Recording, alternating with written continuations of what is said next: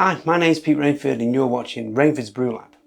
Today's episode we're going to be making a Cuban roasted sweet potato and molasses ale.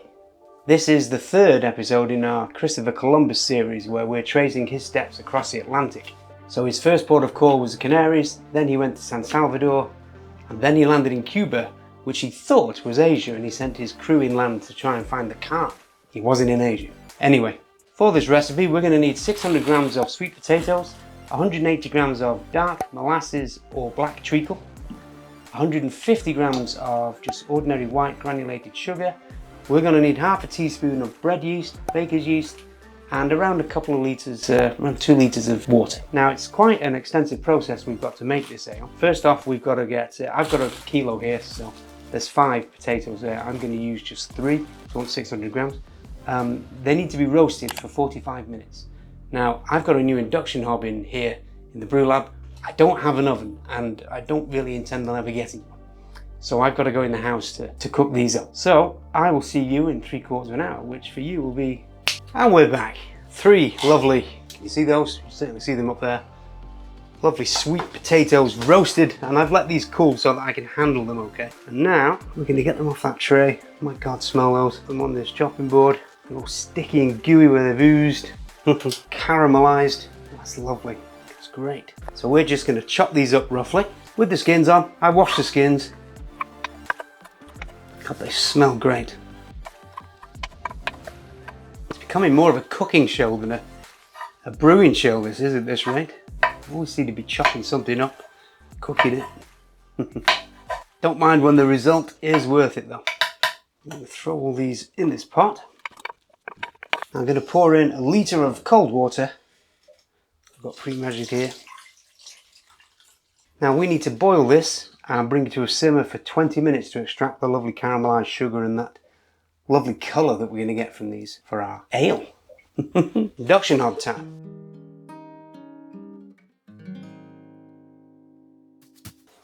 Okay, time to get our lid on, because from experience, from the last video, it steams the camera up that's overhead.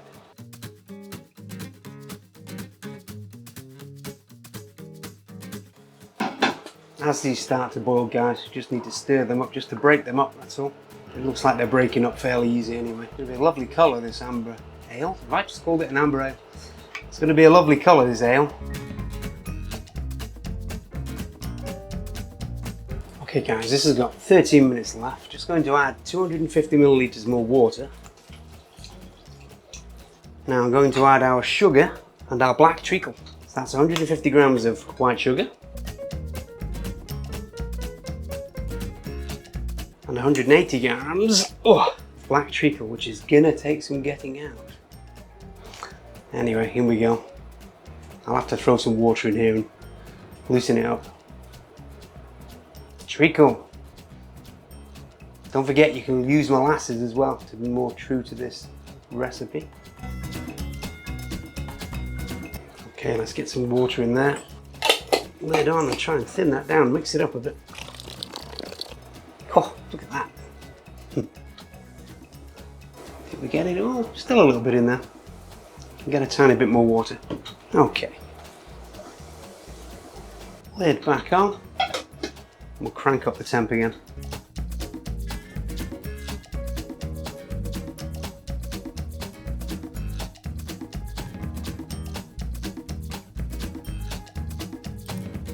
Okay guys, that's had its time. Give that a little stir. Steaming the camera up again. That smells terrific. Oh, I want to taste it. No, burn my mouth for starters. Okay, let's let that cool down for a couple of minutes with the lid on. Okay, that's been cooling down for a few minutes now. Still steaming quite a lot, which is going to steam up that camera up there. Give it a stir up. That smells phenomenal. Oh, glasses have gone as well now, look. Steaming up everywhere. Okay, everything's stirred in really nice there. So we need to strain this through, I've got a muslin cloth and a big funnel. And I'm going to use a 2 litre fermenting jar for this brew. So in we go with our funnel, and then we're just going to place our muslin cloth. We're going to pour in around 300 millilitres of cold water, just so that when this hits this fermenter, it's not going to shatter it. It's still 80 degrees, and I'll be honest with you, I've never read what these what these are tolerant up to. So let's get some cold water in there. A couple 100 ml should be fine. And then I will attempt to pour this very carefully through here.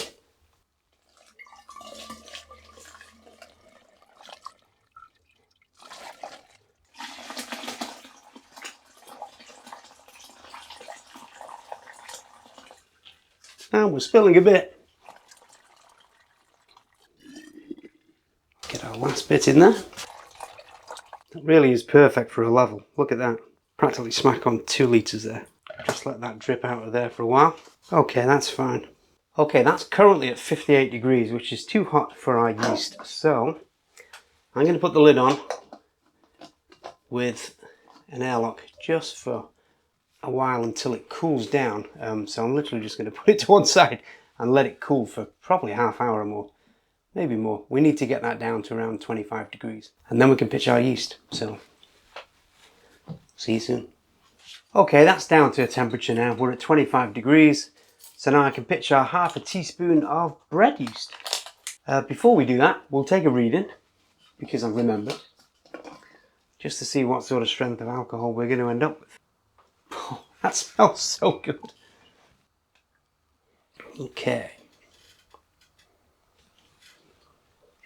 Okay, we've got an opening gravity of around 1.060 there.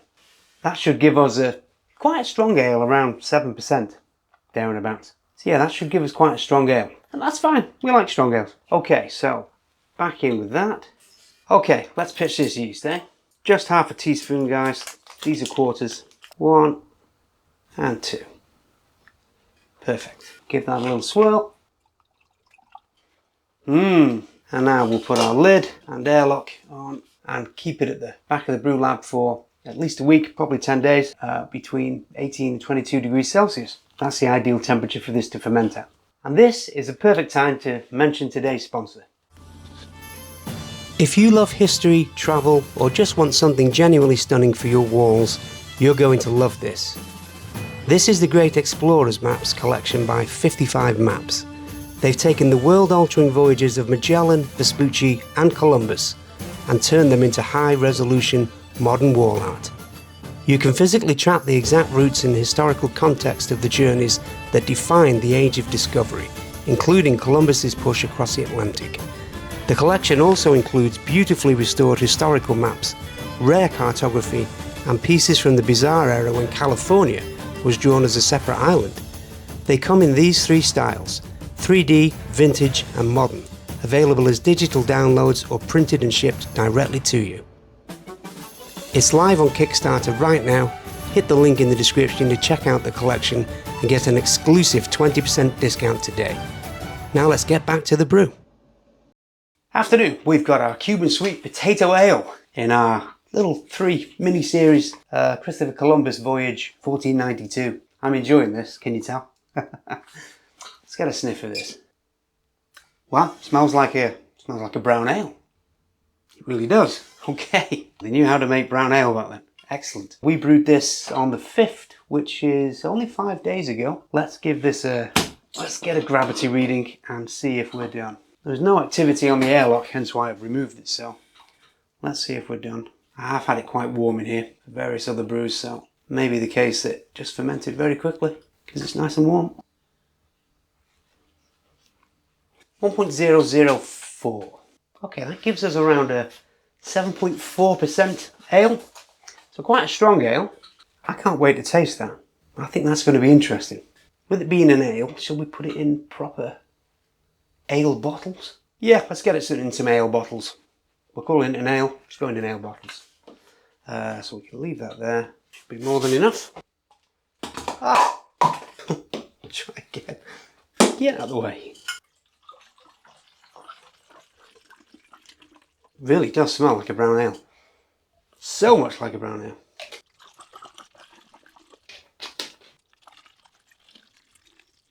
The yeast is packed that tightly I could probably get another little bit, but I'm not going to bother. I'm going to call it 3 bottles. These are pint bottles, so we've got 3 pints. Could get probably another half a pint out of that. I'm now going to get these in my fridge back here for hopefully just a couple of days, get them to clear up. I've screwed the tops on, so they may well carbonate a little bit. I can't see there being much life left in that ferment. And when I get them in the fridge, of course, the yeast will stop doing their work. They'll drop down to the bottom of the bottle and go dormant. At this point, if you wanted to carbonate it, we could add a tiny bit of sugar, maybe a little sprinkle of yeast as well, just to make sure there's some yeast in there that are still alive and active, and then you will get some carbonation. But for the sake of the authenticity of the time this was brewed in, I'm going to just leave it at that. If it carbonates, it carbonates. If it doesn't, it doesn't. So I will see you in a couple of days and we'll get a taste of this lovely sweet potato ale. Can't wait. See you soon. Good afternoon. We've got our Cuban sweet potato ale. Glasses out, tasting time. That simple. Right, our base ingredients for this were sweet potato, 600 grams, 180 grams of black treacle or molasses, you can use molasses as well, half a teaspoon of bread yeast and 150 grams of sugar just to bump the ABV up a little bit. Our target ABV was 8% and we've got ourselves a 7.5% ABV brew here. So with the artistic license I can round that up to 8%, say we've hit a target. Okay, let's get a pour. I'm looking forward to this. It smelled spectacular when I was cooking up those sweet potatoes in the pot, so can't wait. Oh, I'm looking forward to this.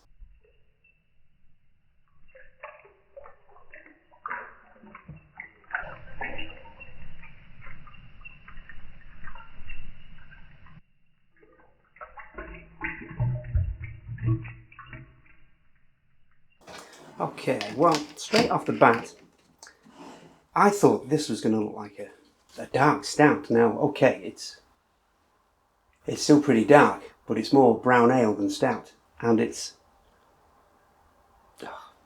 does smell like a brown ale. It smells, you can certainly smell that black treacle coming through. And the sweet potatoes are just there ever so slightly. Okay, cheers.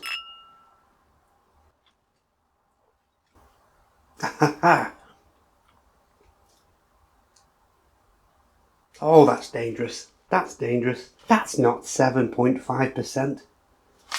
Really? That's a danger to mankind. 7 point, that's just, it doesn't taste like alcohol, basically. You've got that lovely black treacle taste coming through. I'm getting very little of the sweet potatoes. It is there. That's a brilliant combination. These guys really knew what they were brewing. I've just, maybe it's because I've just tasted a couple of wine strength drinks before this. That's tasting very, very easy to drink. Just like everything else I make, really. Obviously everything I make is easy to drink. That's exceptional. I kind of wish we'd have carbonated this now, but I wanted to stay true to the times. These two bottles here may get carbonated. Because imagine that with with the head sticking to the glass and oh.